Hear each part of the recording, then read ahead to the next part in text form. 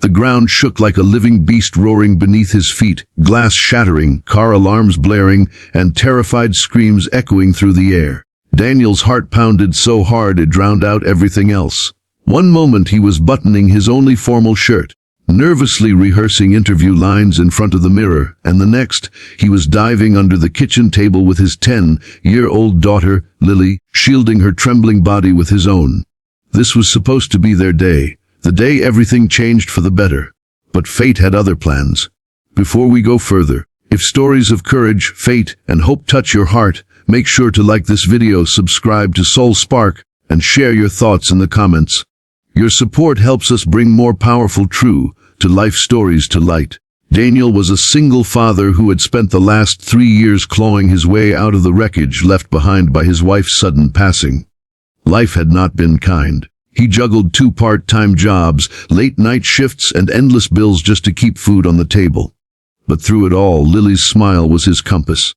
She had her mother's eyes, that same spark of warmth that could melt the weight of the world off his shoulders. Today was supposed to be the first step towards stability, a full-time engineering position at a reputable firm, the chance to give Lily the life she deserved. He had even promised her, "After I get this job, we'll move out of this old apartment. I'll get you that piano you've been asking for." But as the walls trembled and the sound of collapsing concrete thundered outside, none of that seemed to matter anymore. When the first quake subsided, Daniel rushed to get Lily out of the apartment. The air was thick with dust, sirens wailed in the distance. Neighbors ran, cried, prayed. He held Lily close as they moved toward the evacuation area in the nearby park. She clutched her little teddy bear, whispering, "Daddy, I'm scared." "I know, sweetheart," he said, brushing dust off her hair. "I'm scared too, but we're okay. We'll be okay." As they reached the park, a new tremor began, stronger, longer. People screamed as buildings cracked like dry earth. Across the street, Daniel spotted an old bookstore collapsing in on itself. The front window shattered, and amid the chaos, he heard it. A faint cry for help. He froze. Lily tugged his sleeve, terrified. "Daddy, don't," she pleaded. Daniel looked at her, torn between the most important interview of his life, now only an hour away, and the sound of a stranger trapped beneath rubble. His instincts screamed both ways. He'd spent years doing everything right, following the plan, being cautious for Lily's sake. But deep down he knew if he walked away now he'd never forgive himself. He knelt down and held Lily's shoulders. "Stay here, okay? Don't move. I'll be right back." Her lip trembled. "Promise." He forced a smile. "Promise." Then he ran. The bookstore was barely standing. Smoke and dust made it impossible to see clearly, but Daniel followed the voice, soft, desperate female. He climbed through the wreckage, cutting his arm on a shard of glass as he moved. "Hello, can you hear me?" A cough answered him, then a voice, "I'm here, please." He found her under a collapsed shelf, mid-30s, wearing a gray coat, her leg pinned under heavy debris. Blood stained the floor near her. Her face was pale, but her eyes were alive with panic. "It's okay," Daniel said, breathless. "I'm going to get you out." She tried to speak but winced in pain. "You shouldn't, the building." He ignored her.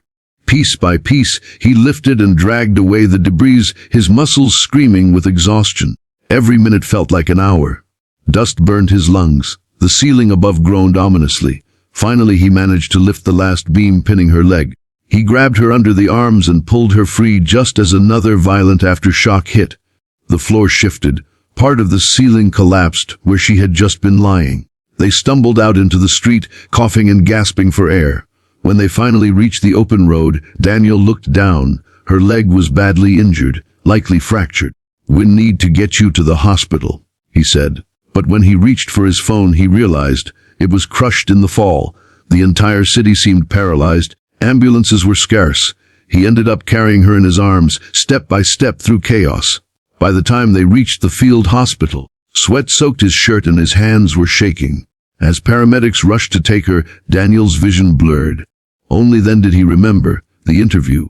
He glanced at his watch. He was 3 hours late. He had lost his chance. That evening, as aftershocks continued to ripple through the city, Daniel sat on a park bench beside Lily. His hands were bandaged. The emergency center lights flickered around them. He was silent, lost in thought. Lily rested her head on his shoulder. "You didn't go to your interview, did you?" He sighed. "No. I didn't. Because of that lady? Yeah, Mom would be proud of you, she said softly. His chest tightened. He smiled faintly, blinking back tears. Yeah, maybe she would. He didn't know what would happen next. They had no home to return to. The apartment was damaged beyond repair. No income. No safety net. He closed his eyes and whispered a quiet prayer. Please, just help me give her a better life. 2 days passed. Daniel volunteered at the relief camp, helping distribute food and water. He didn't expect anything in return. He just needed to stay busy to keep hope alive for Lily. Then, one afternoon, a black SUV pulled up near the tents. A woman stepped out, walking with crutches. Daniel froze. It was her, the woman from the bookstore. She smiled through the pain.